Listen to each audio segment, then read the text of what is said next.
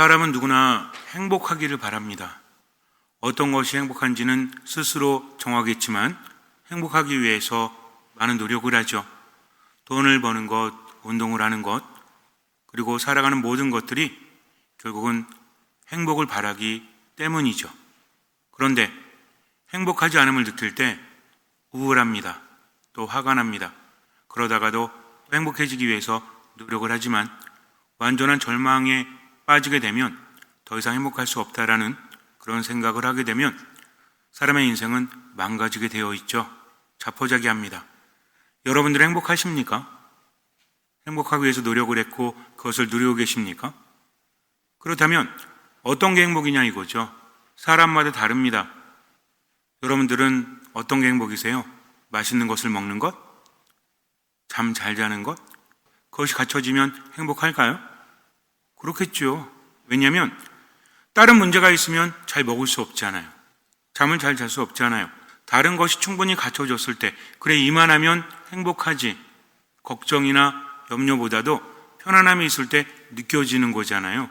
그래서 고민거리가 많고 염려거리가 많은데 어떻게 잘 잘 수 있겠어요? 먹는 거야 그렇다고 쳐요. 하지만 불면증을 앓지 않습니까? 자다가도 벌떡벌떡 일어나죠? 왜? 좋아서? 아우 행복해. 그리고 또 자요? 아니죠. 화가 나서.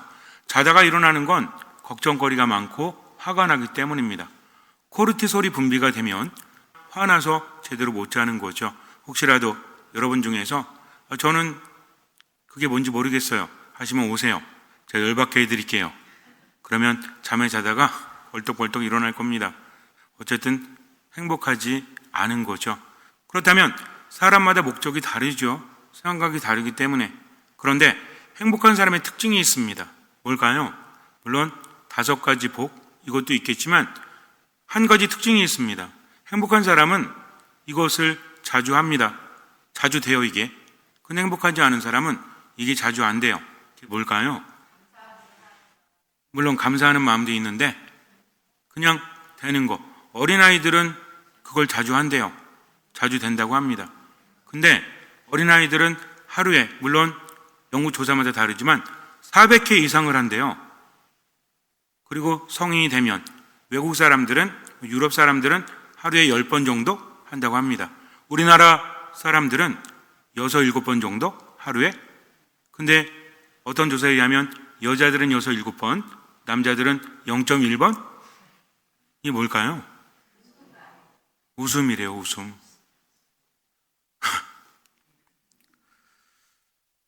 인간이 80세까지 평균적으로 볼 때 웃는 시간을 계산을 해보면 사람마다 다르긴 하겠지만 20일이래요, 20일.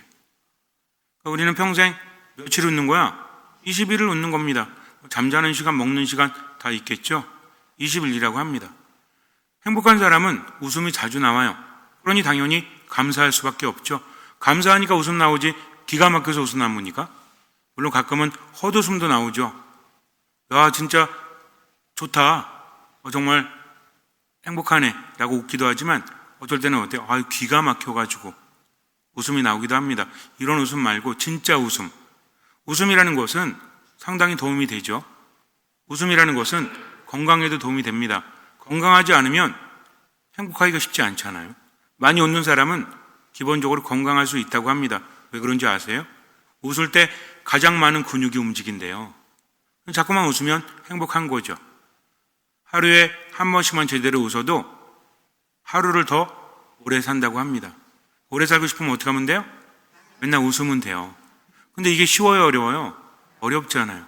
특히 큰 소리를 내면서 하하하하, 호호호호, 무하하하 이렇게 웃는 거? 여러분들 오늘 몇 번 웃으셨어요? 피식은 웃을 수 있겠죠. 근데 박장대소 얼마나 하셨습니까? 많이 못했다면 우린 결국은 행복하지 않은 거예요. 불행하다라고 말할 수 없지만 행복하지 않은 거죠. 근데 웃음을 많이 짓지 않는 사람, 많이 웃지 않는 사람의 특징이 뭐냐면 한숨을 자주 쉰대요. 불평이 자주 나온다고 합니다. 다른 사람 보지 말고 나부터 보세요. 뭔가 불평이 나오고 한숨이 나온다면 웃음은 사라질 수밖에 없죠. 만약에 많이 웃기도 하고 많이 한숨도 나오고 많이 불평도 한다? 보통 사람은 아니죠. 이런 사람은 우리가 전문적으로 뭐라고 하죠? 전문 용어로? 이상한 사람이라고 하는 거죠. 사람의 삶이란 건 솔직하지 않습니까? 자주 웃으면 행복해요. 소문 만복내라고 하죠. 자꾸만 웃으면 복이 들어온다고 합니다. 근데 우리는 왜 웃지 못하죠? 가장 쉬운 게 뭐라고 했죠? 남 탓하는 거. 주변 때문에 그래. 다른 사람 때문에 그래. 라고 하면서 다른 사람이나 상황 탓하는 게 제일 쉽잖아요. 누구 탓하는 게 가장 어렵습니까? 내 탓하는 게 가장 어렵죠. 왜 그런지 아세요? 남들이 변하는 것은 바라면서도 내가 변하는 것은 거부하기 때문입니다. 그래서 삶이 힘들어지는 겁니다. 정말 그래요. 고집이라는 것은 변화하지 않으려고 하는 거죠. 고집이 나쁩니까? 물론 때로는 나쁘기도 하지만 때로는 좋기도 하죠. 근데 진짜 중요한 건 뭐냐면 그래 내가 고집을 부리니 그렇지. 고집을 내려놔야지. 이제 많이 웃어야지. 이제 불평하지 말아야지. 감사해야지 라고 생각한다고 해서 될까요? 안 됩니다. 잘 안 돼요. 우리는 그런 생각을 수도 없이 하죠. 그렇지 않아요? 사소한 일에 이 목숨 걸지 말자. 그럴 필요가 뭐 있어. 화낼 필요도 없고 짜증낼 필요도 없고 그리고 슬플 필요도 없잖아. 모든 것은 지나가는데. 그러니까 그냥 내버려 두자라고 마음 먹죠. 어디서? 성당에서는. 그런데 밖에 나가면 공기가 달라. 느낌이 달라요. 내가 원하는 대로 살아가지 못합니다. 아이들은 왜 많이 웃을까요? 어른들은 왜 웃지 못하는 걸까요? 예수님 말씀하십니다. 누가복음 10장에서 아버지 하늘과 땅의 주님, 지혜롭다는 자들과 슬기롭다는 자들에게는 이것을 감추시고 철부지들에게는 드러내 보이시니 아버지께 감사를 드립니다. 라고 말씀하십니다. 그리고 또 뭐라고 하시죠? 어린이처럼 되지 않으면 하늘나라에 들어갈 수 없다라고 하세요. 어린이들이 스스로 지혜롭다고 슬기롭다고 말합니까? 그렇지 않죠. 그렇다면 지혜롭다고 하는 자들, 슬기롭다고 하는 자들은 어린아이가 아니라는 거죠. 어른과 아이의 차이는 무엇입니까? 아이는 왜 웃죠? 우리는 언제 웃을 수 있죠? 우리가 살면서 언제 웃어요? 돈 생겼을 때. 이익이 생겼을 때 울어요? 또 돈 생겼어. 지난달보다 수입이 늘었네. 슬프십니까? 그럼 저희 가지고 오세요. 웃게 해드릴게요. 돈 생기면 웃잖아요. 좋은 일 생기면 웃잖아요. 그러니까 뭐가 생기면 웃습니다. 그것이 누구의 일이라면? 만약에 1억이 생겼어. 웃어요, 울어요? 웃죠. 4개 생겼으면. 옆집에 생겼어. 웃어요, 울어요? 울진 않아도 배 아프잖아. 그러니까 4개 생겨야 웃는 겁니다. 돈뿐만이 아니라니까요. 사람도 마찬가지예요. 내 주변에 나를 따르는 사람들이 많으면 행복한 거예요. 근데 그런 사람이 없으면 행복하지 않은 겁니다. 이게 뭔지 아세요? 소유예요, 소유. 내 것이 생기면 행복하다고 웃어요. 근데 내 것을 잃으면 행복하지 않습니다. 오히려 우울하고 화가 난다는 거죠. 그렇다면 아이들이 웃는 이유는요? 내 것이 있기 때문에? 아니에요. 내 것이 없기 때문에 그래요. 있는 그대로 세상을 바라본다는 거죠. 아이들은 생각이 단순합니다. 정말 단순해서 있는 그대로 바라보죠. 좋으면 웃고 싫으면 안 웃죠. 울죠. 아이들이 어떠냐면 빤히 쳐다보잖아요. 그럼 애들이 웃어요. 깨르르 웃잖아요. 방긋방긋 웃잖아요. 침 질질 흘리면서. 근데 어른들을 빤히 쳐다보면 어떻게 하는지 알아요? 뭐지 저거? 경계합니다. 화냅니다. 어른과 아이는 다르다는 거죠. 왜 그런지 아십니까? 어른들은 생각이 많기 때문에 그래요. 아이들은 생각하지 않습니다. 갓난아이를 쳐다볼 때 하루에 300번, 400번 이상을 웃는 아이들을 쳐다볼 때 왜 웃지? 저 인간이? 라고 하지 않아요. 그냥 웃는 겁니다. 왜? 생각이 별로 없기 때문이죠. 어른이 되어갈수록 왜 생각이 많아질까요? 뇌가 자라기 때문에? 물론 그렇기도 하죠. 뇌가 자란다고 해서 무조건 생각이 많은 게 아닙니다. 내 것이 생기면 생각이 많아질 수밖에 없죠. 왜? 지켜야 되잖아요. 그리고 불려가야 되잖아요. 그게 돈이든 다른 것이든 어쨌든 내 것은 지켜야 되죠. 언제 기분 나빠요? 내 거 건드리면 기분 나쁘지. 내 것이 생기면 기분 좋죠. 결국 이거 아닙니까? 우리는 이 굴레를 벗어나지 못해요. 그러다 보니까 화가 나는 거죠. 누가 나에게 한 말이 나를 무시하거나 나를 힘들게 하면 짜증나잖아요. 왜 나한테 그런 말을 해? 누가 지적을 하면 어때요? 단점을 지적하면 발전의 기회가 됐구나.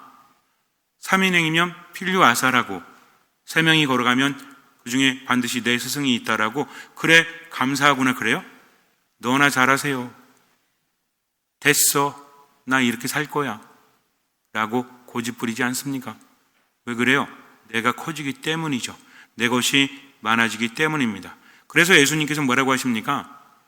자기 자신을 버리라고 하시죠. 모든 것을 내려놓으라고 하십니다. 묵상을 잘 하셔야 돼요. 그 말씀의 의미를 제대로 알지 못하면 마음만 무거워집니다. 그것이 살 길이기 때문에 그렇게 하라는 거죠. 왜냐하면요, 우리의 뇌는 끊임없이 생각을 한다고 합니다. 어떤 판단을 할 때, 판단은 중요하잖아요.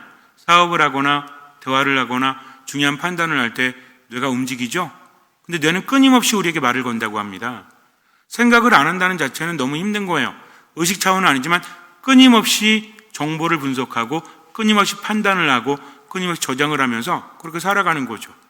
여러분들 어느 순간에 제 말이 떠오르면 한번 되새겨 보세요. 내가 지금 무슨 생각하고 있지? 아무 생각도 하지 않는다는 건 너무 힘든 거예요. 그런 경우 없습니다. 생각을 많이 하는 거죠. 왜? 안전을 위해서, 내가 원하는 것을 성취하기 위해서 끊임없이 내 의지하고 상관없이 뇌는 정보를 분석하고 판단하고 저장하고 이 과정을 끊임없이 한다는 겁니다. 근데 이거를 뭘 통해서 하는지 아세요? 기억을 통해서 합니다.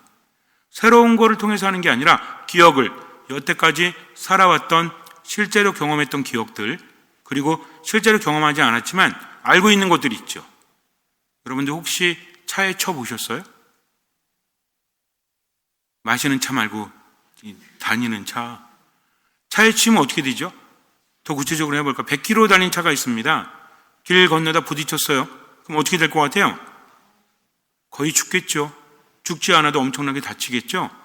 길 건널 때 조심하시죠? 왜 조심하세요? 쳐봐가지고? 아니죠. 내가 당하지 않았어도 알고 있지 않습니까? 이것도 하나의 기억이라는 겁니다. 즉, 우리가 살아가면서 직접 경험한 것뿐만 아니라 경험하지 못한 것도 이미 알고 있다. 이런 거를 토대로 해서 우리의 뇌는 우리에게 결정을 하게 만든다는 거죠. 산길을 가는데 살모사 비슷한 게 있어요. 이게 진짜 살모사인지 뭔지 알지 못해요. 얘가 물려고 하면 물어봐 그래요? 피하죠. 왜? 물려봤어요? 안 물려봤잖아. 그래도 피하죠. 왜?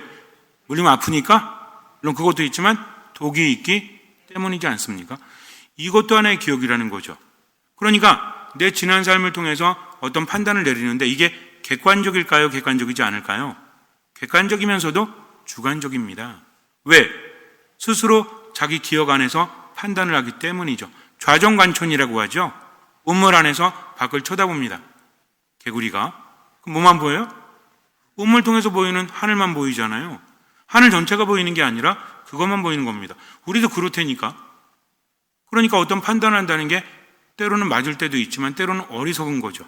근데 이 이면에는 보호하기 위한 게 있습니다. 즉 뇌라는 것은 여러 가지 기억을 통해서 안전을 추구하는 거죠. 새로운 것을 받아들이기보다는 아니야, 여태까지 해왔던 게 있잖아. 이렇게. 그러니까 뭐가 생기는 거예요? 습성이 생기고 성격이 형성이 되는 겁니다. 사람은 쉽게 안 변하죠? 이래서 안 변하는 거예요. 변하기 위해서는 뭐가 필요할까요? 지나간 옛 것이 아니라 새 것을 받아들일 수 있어야 한다는 거죠. 문제는 뭐라고 했습니까? 아이들은 자기 게 없어요. 옛 것을 버려도 별 의미가 없어. 어른들은 뭐예요? 내 것이 많은 거지. 내가 뭔가를 했을 때 새로운 것을 얻을 가능성도 있지만 잃을 가능성도 있습니다. 그럼 해요, 안 해요? 여러분들한테 전 재산 걸고 가위바위보 해가지고 여러분들이 이기면 여러분들 전 재산의 10배를 드리겠습니다. 근데 여러분 비기면 5배 드릴게요. 근데 지면 그대로 뺏겠습니다. 하면은 이기거나 비길 확률이 더 크죠? 그렇지 않습니까? 세 경우 중에 하나잖아요. 그럼 하실래요, 안 하실래요? 안 하죠. 왜? 아니, 이기면 10배 드린다니까? 비겨도 5배 드린다니까? 근데 왜 안 하죠? 치면 안 하죠. 근데 아이들은 해요. 왜? 가진 게 별로 없잖아. 그리고 이거 가진 거 다 털리면 어떻게 하면 돼?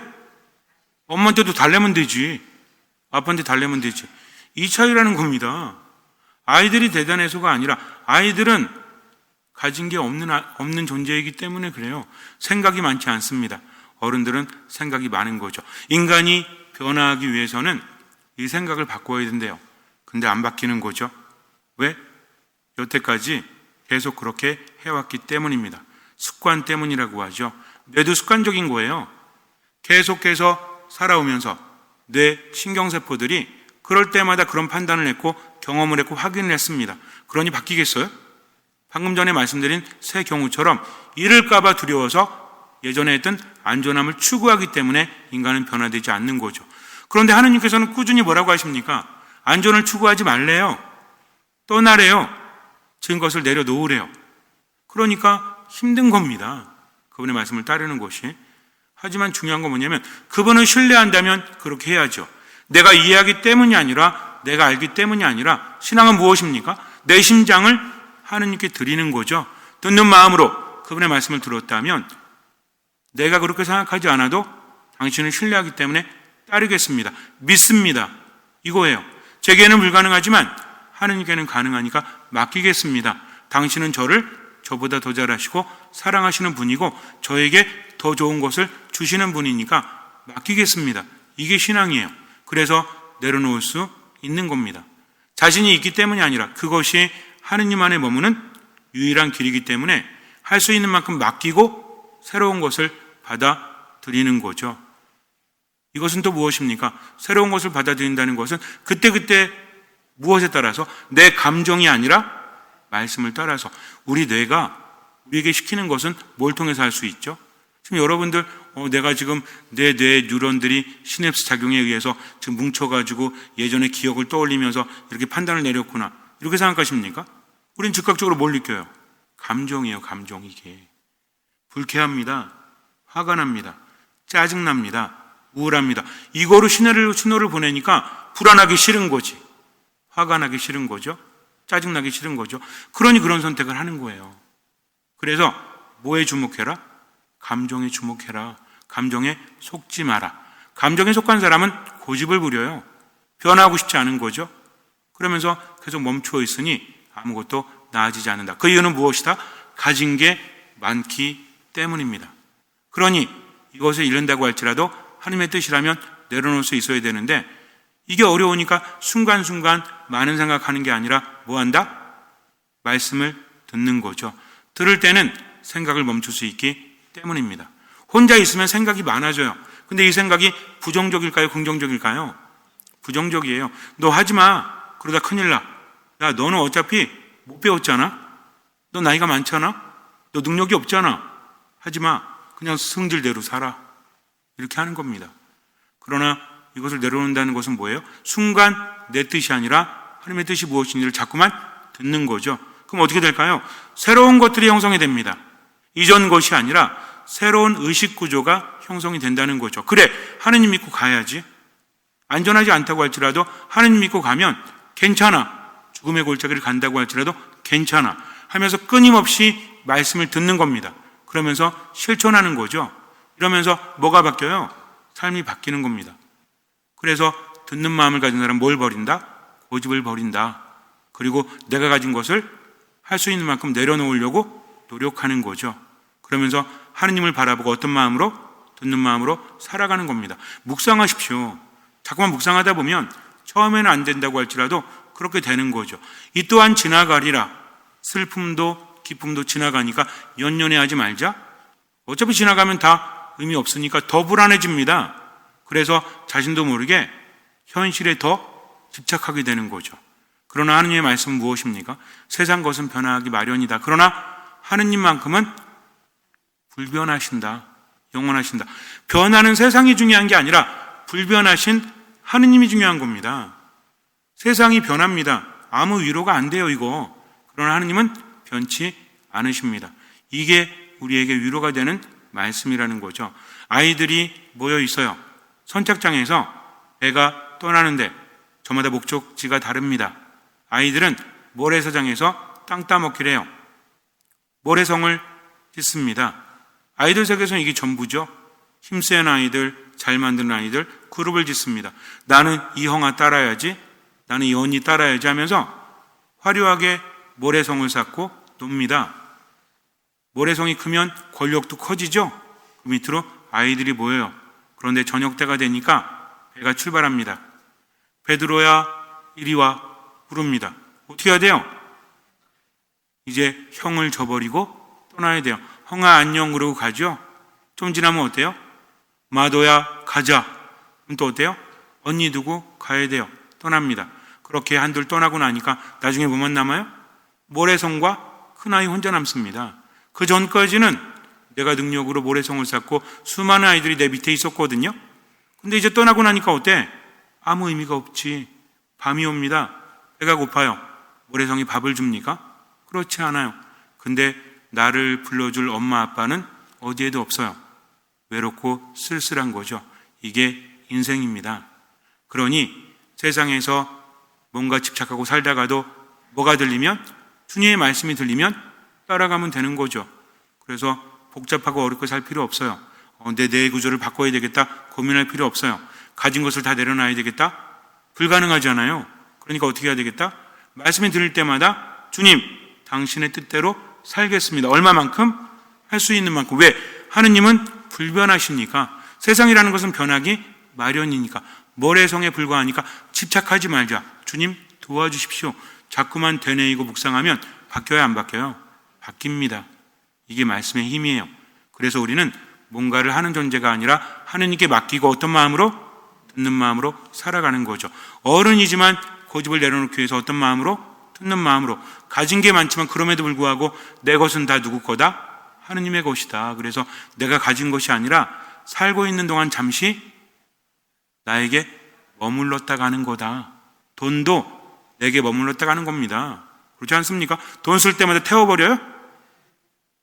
돈이 내게 있다가 궁금하시면 이따 집에 가실 때 지갑에서 돈 꺼내 저한테 줘보세요. 그럼 어떻게 되는 거예요? 저에게 다시 오는 겁니다. 머물렀다 온다니까. 내 거 없어요. 그러니까 이제는 그래 어차피 손해봐서도 어떤 거다? 내게 머물렀다 가는구나. 또 사람도 마찬가지죠. 내게 머물렀다 가는구나. 모든 것이 변하는구나. 그러나 하느님만큼은 변치 않으시니까 하느님 제가 우울하고 짜증나고 힘들어도 당신 보고 살게요 하고 사는 게 뭐다? 이게 신앙입니다. 그럴 때 우리는 편안해지는 거예요. 그럴 때 우리는 가벼워지는 겁니다. 그래서 고백하죠. 주님 당신 없이는 아무것도 할 수 없습니다. 이 말이 얼마나 위로가 됩니까? 주님이 안 계시면 우리는 욕심 부릴 수밖에 없어요. 고집 부릴 수밖에 없어요. 삶은 계속 망쳐질 수밖에 없어요. 그러나 하느님께서 계시기 때문에 그분만 바라고 얼마만큼? 할 수 있는 만큼 내려놓고 어떤 마음으로? 듣는 마음으로 살아가는 거죠. 그러면 뭐가 늘까요? 뭐가 늘까요? 하루에 웃음이 늘겠죠. 여태 그 얘기했는데, 처음에 얘기했는데, 제가 여러분께 얘기하는 게 길게 말해도요 다 연결이 됩니다. 그냥 말하는 게 아니에요. 그냥 막 술술 나오는 것 같죠? 아니에요. 많은 생각을 합니다. 그러면서 어떤 시점에 어떤 얘기를 할까, 어떻게 해야 여러분들에게 잘 들어갈까. 능력이 부족하기 때문에 많은 생각을 합니다. 여러분들 듣다 보면 이제 아직은 그게 안 되지만 좀 지나면요 술술 나올걸요. 서로 합이 잘 맞는다고 하죠. 그러니까 어떻게 하시면 돼요? 잘 들으시면 돼요. 그리고 금세 알 수 있어요. 그렇게 행복한 사람은, 하느님 안에 머무는 사람은, 자꾸만 내려놓는 사람은, 말씀을 묵상하는 사람은 뭐가 많아진다? 웃음이 많아지니 행복한 사람이죠. 어떤 말 자주 할까요? 하느님 감사합니다. 뭐가 줄까요? 불평이 줍니다. 그리고 어차피 내 것이 아니니까 뭘 많이 해요? 베푸는 것을 많이 하니 행복한 사람이라는 거죠. 잠시 눈을 감으세요. 그때 예수님께서 성령 안에서 즐거워하며 말씀하셨다. 아버지, 하늘과 땅의 주님, 지혜롭다는 자들과 슬기롭다는 자들에게는 이것을 감추시고 철부지들에게는 드러내 보이시니 아버지께 감사를 드립니다. 그렇습니다, 아버지. 아버지의 선하신 뜻이 이렇게 이루어졌습니다. 나의 아버지께서는 모든 것을 나에게 넘겨주셨다. 그래서 아버지 외에는 아들이 누구인지 아무도 알지 못한다. 또 아들 외에는 그리고 그가 아버지를 드러내 보여주려는 사람 외에는 아버지께서 누구이신지 아무도 알지 못한다. 그리고 예수님께서는 돌아서서 제자들에게 따로 이르셨다. 너희가 보는 것을 보는 눈은 행복하다. 내가 너희에게 말한다. 많은 예언자와 임금이 너희가 보는 것을 보려고 하였지만 보지 못하였고 너희가 듣는 것을 들으려고 하였지만 듣지 못하였다. 어린이처럼 되지 않으면 하늘나라에 들어갈 수 없다라고 하십니다. 하늘과 땅의 주님께서 지혜롭다는 자들과 슬기롭다는 자들에게는 하늘나라의 신비를 감추시죠. 왜 그렇습니까? 그들은 스스로 그렇게 여기는 거죠. 많이 가졌기 때문입니다. 하지만 철부지들은 많이 갖지 못했죠. 생각이 많지 않습니다. 하느님만 바라보니까 많은 생각이 나를 힘들게 합니다. 하지만 멈추기가 쉽지 않죠. 그러니 들으십시오. 자꾸만 듣고 묵상하십시오. 세상 모든 것은 지나가기 마련이고 영원하신 분은 하느님이시다. 내 것은 없고 나에게 머물렀다 갈 뿐이다. 그러면서 최선을 다해서 할 수 있는 만큼 내려놓고 말씀 듣고 말씀대로 지금을 살아가십시오. 주님께서는 그 믿음을 보시고 우리 삶에 놀라운 기적을 일으켜 주실 것입니다.